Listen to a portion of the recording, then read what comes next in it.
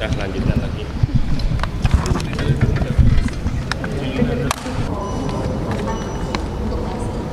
Ya operasinya ya kalau PSI Pak Anwar nggak boleh Pak Hakim.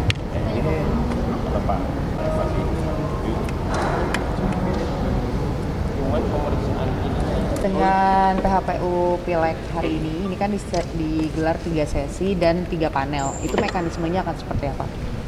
mekanismenya yang pasti kan perkara 297 sudah dibagi-bagi per panel. Ada panel 1 103, panel 2 97, panel 3 97. MK menyidangkan itu seperti halnya nomor perkaranya. Jadi per provinsi, misalnya hari ini di panel 1 Provinsi Banten ada berapa partai politik yang mempersoalkan hasil pemilu di Provinsi Banten, begitu seterusnya. Nanti Riau, nanti Jawa Timur dan seterusnya gitu ya.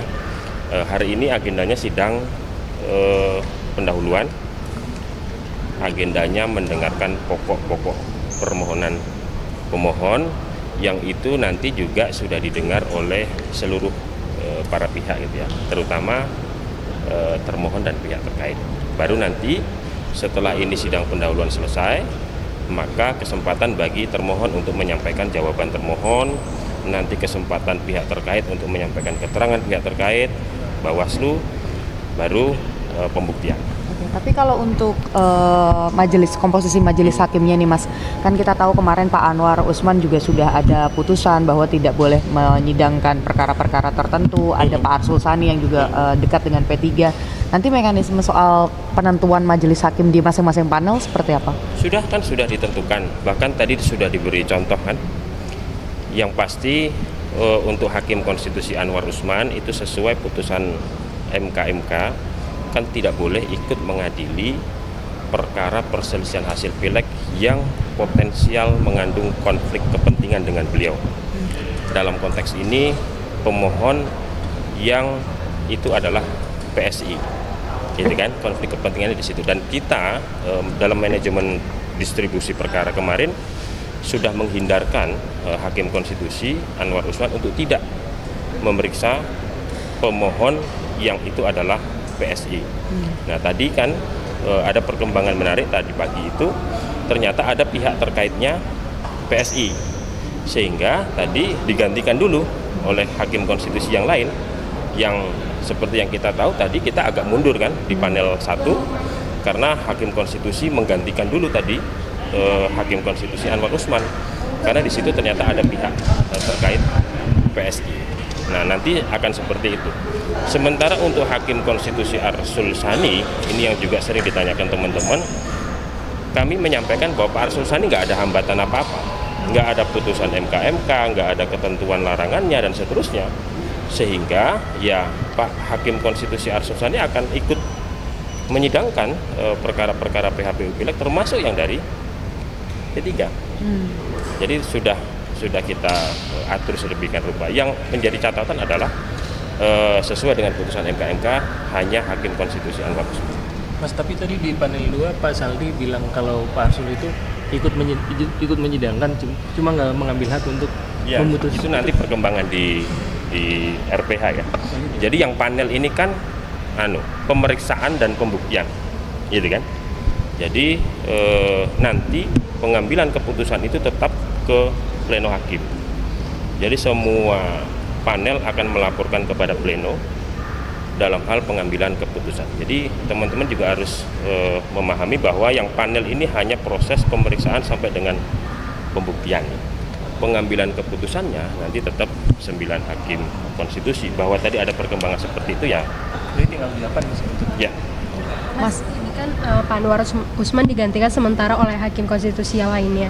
Itu untuk semua sidang sengketa hasil Pileg 2024 ini atau gimana Mas mekanismenya? Ada PSI-nya. Kalau misalnya Nggak ada. Seperti sekarang ini kan lanjut ini. Jadi tadi pagi misalnya ternyata ada pihak terkait PSI di panelnya Pak Anwar Usman. Sekarang beliau tidak boleh, maka digantikan oleh Hakim Konstitusi yang lain. Begitu itu selesai, Pak Anwar Usman masuk, hakim konstitusi yang menggantikan kembali ke panelnya. Akan seperti itu terus. Oke, Mas, kalau soal pengamanan ini berbeda nggak sih dengan waktu PHPU Pilpres? Apakah misalnya pengamanan dari Polri ini dikurangi, dari TNI dikurangi, atau seperti apa? Persisnya saya tidak tahu ya, dan kalaupun tahu saya tidak boleh menjelaskan detail soal pengamanan. Tapi yang pasti ada perbedaannya dengan sidang-sidang sebelumnya, karena pengamanan itu kan berkaitan dengan agenda sidang. Nah, ini sidang pemeriksaan pendahuluan yang saya kira juga kami perlu memastikan bahwa persidangan ini harus lancar. Siapapun yang mengakses atau masuk ke gedung Mahkamah Konstitusi adalah para pihak yang kita panggil. Saya kira jadi memang pengamanan menjadi perhatian kita. Bahwa ada pembedaan sudah pasti. Mas Fajar, tadi kan Pak Saldi ada menjelaskan kalau misalnya Pak Arsul tetap menghadiri persidangan yang terkait P3 maupun pemohon atau pihak terkait, tapi tidak ikut memutus karena dikhawatirkan batas quorumnya tidak terpenuhi. Berarti memang kalau misalnya hakim panel ini mesti 3, tidak bisa 2 ya Mas? Ya, di dalam Undang-Undang Mahkamah Konstitusi itu panel itu terdiri sekurang-kurangnya dari 3 hakim konstitusi. Jadi kalau kurang dari 3 maka nggak bisa itu panel itu bersidang. Sama halnya sidang pleno. Sidang pleno itu sekurang-kurangnya itu 7 hakim konstitusi. Kalau kurang dari 7 maka tidak bisa mengambil keputusan. Apakah itu sidang terbuka ataukah itu RPH. Kurang dari 7 nggak bisa. Mas, terkait batas yang 7 tadi Mas, berarti terkait P3 kan tadi dijelaskan bahwa Pak Saldi mengatakan Pak Arsul tidak akan ikut memutus, berarti tidak akan menggunakan hak memutusnya dalam perkara yang terkait P3 maupun pihak terkait P3. Berarti quorumnya tetap bisa terpenuhi gitu ya Mas ya? Ya bisa, kan masih ada 8 hakim konstitusi yang lain. Keputusan itu dari pribadinya dia atau dari nasihat dari MK-MK Pak? Itu keputusan RPH ya. Jadi memang hakim konstitusi Arsul Sani di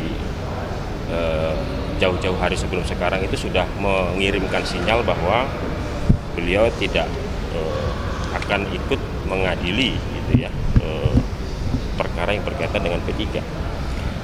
Tapi kemudian RPH memutuskan itu, ikut memeriksa, ikut mengadili, tapi nggak ikut mengambil keputusan seperti yang disampaikan Hakim Saldi Isra.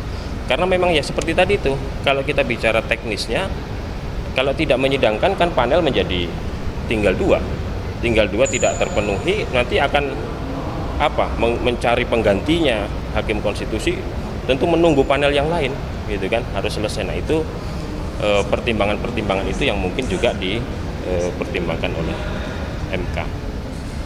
Oke, terima kasih Mas. Ya, oke ya. Terima kasih Mas. Tadi pakai inhaler Sakit sih enggak ya, biasa kan pakai inhaler biasa aja. Terima kasih ya. Iya.